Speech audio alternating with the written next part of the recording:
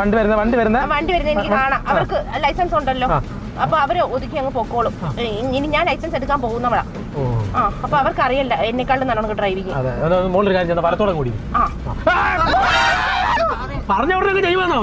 അയ്യോ പോട്ടെ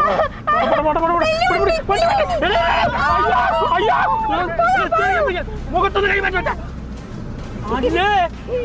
കാണാൻ പറ്റുന്നില്ലായിരുന്നു. ഇങ്ങനെ വെച്ചാ എന്തോ കാണുന്നേ? നേരെ പിടിച്ച് വണ്ടി ഓടി.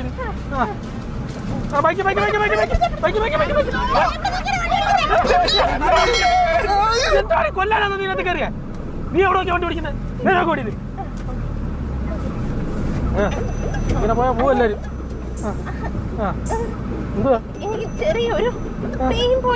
എനിക്ക് വണ്ടി കയറിപ്പോ തൊട്ട് പെയിന എനിക്ക്.